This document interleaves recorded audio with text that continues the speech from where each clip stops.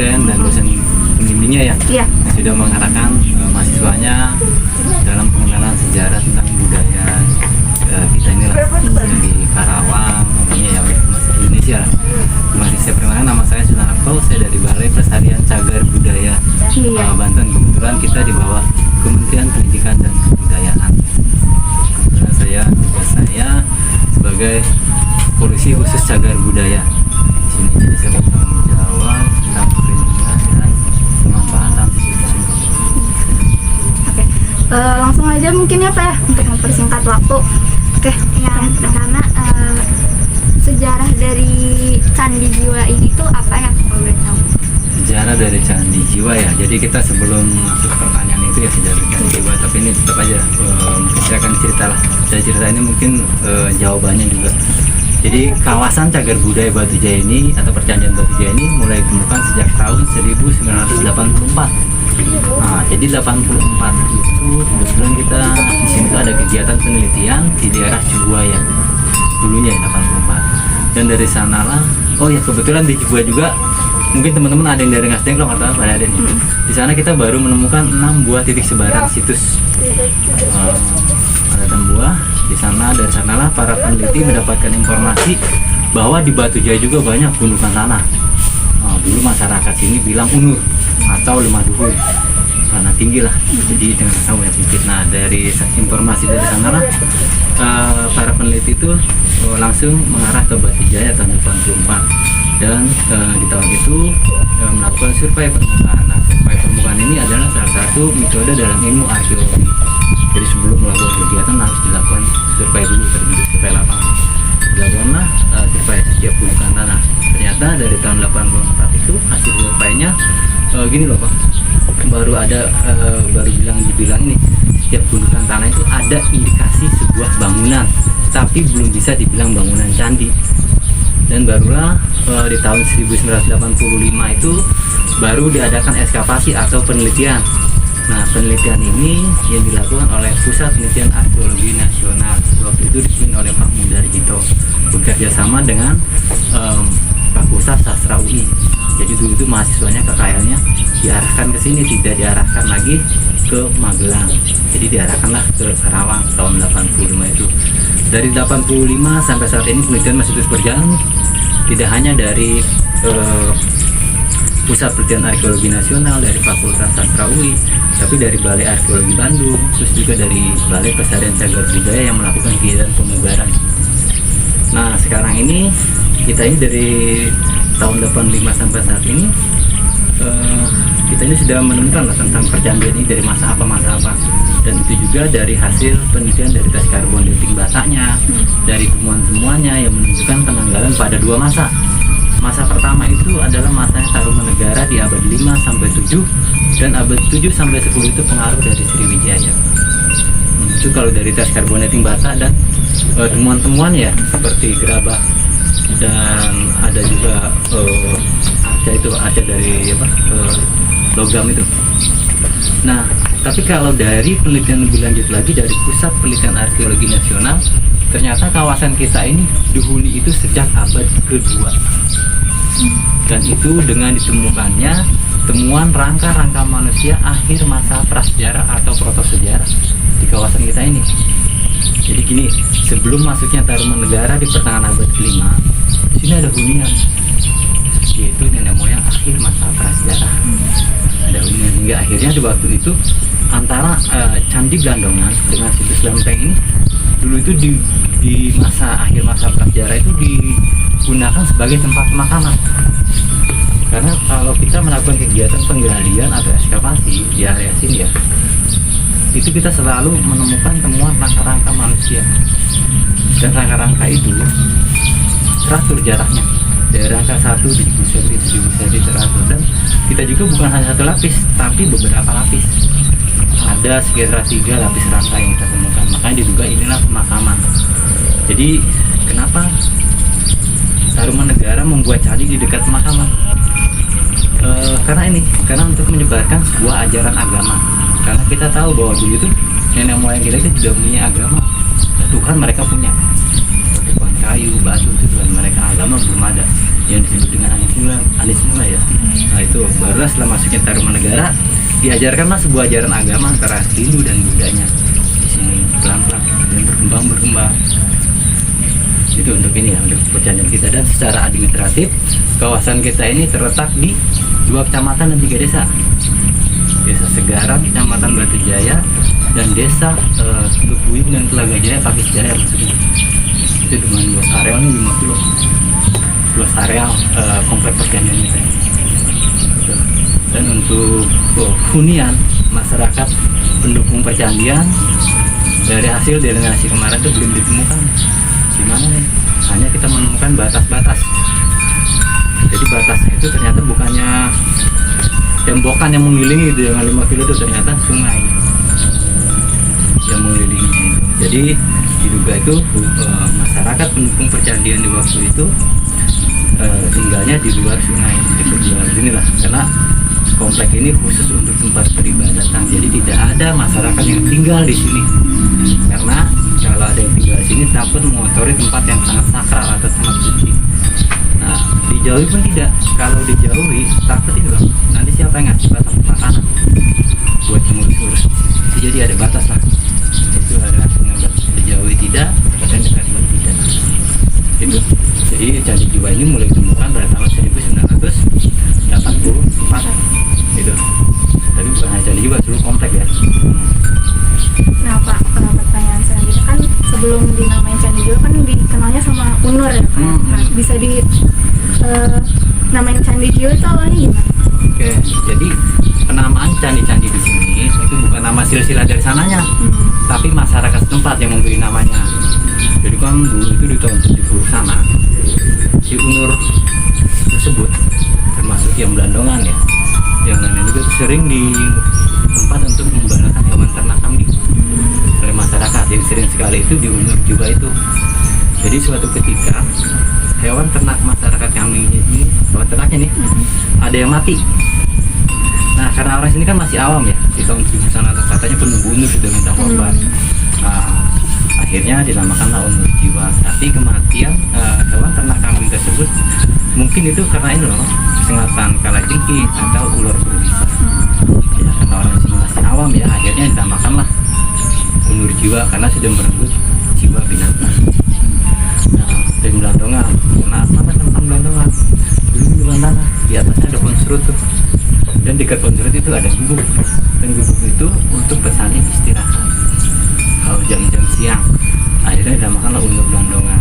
Jadi intinya penamaan candi-candi di sini bukan nama silsilah dari sananya, tapi masyarakat setempat yang memberi nama.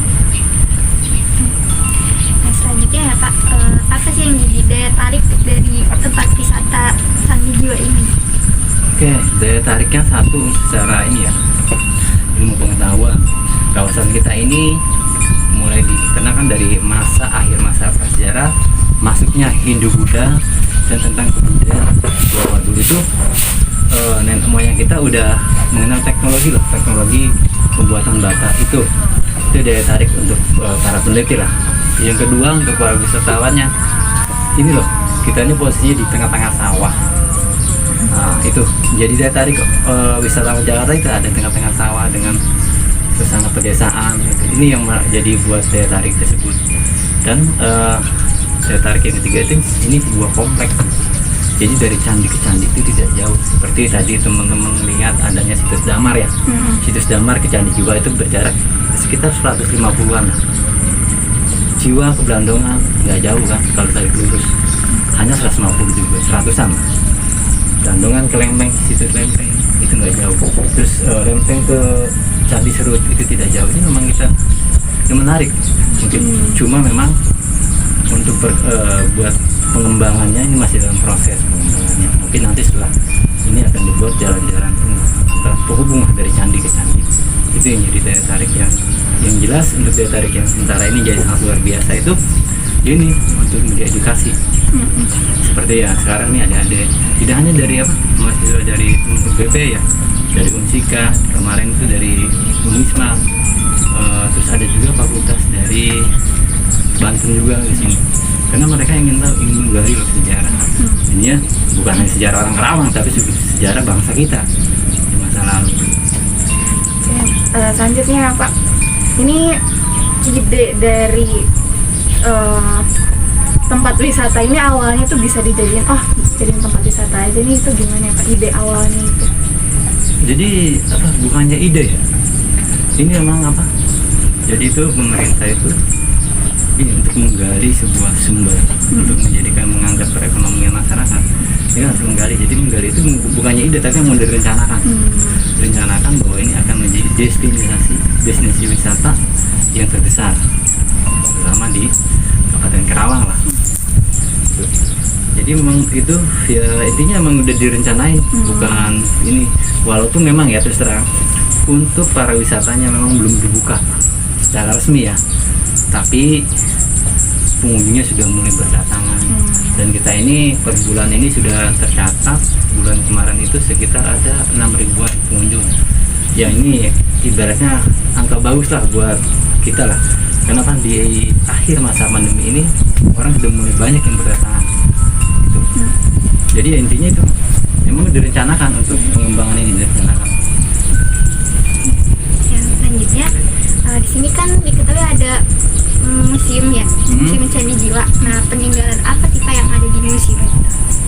Jadi dari tahun 85 sampai saat ini kan kita terus menggali dan meneliti ya. Jadi banyak sekali artefak-artefak yang kita temukan. Jadi artefak yang paling menarik itu kita baru menemukan 4 kategori arca ya. Arca pertama itu adalah arca batu, kedua logam, ketiga itu stupo, dan keempat itu terakota.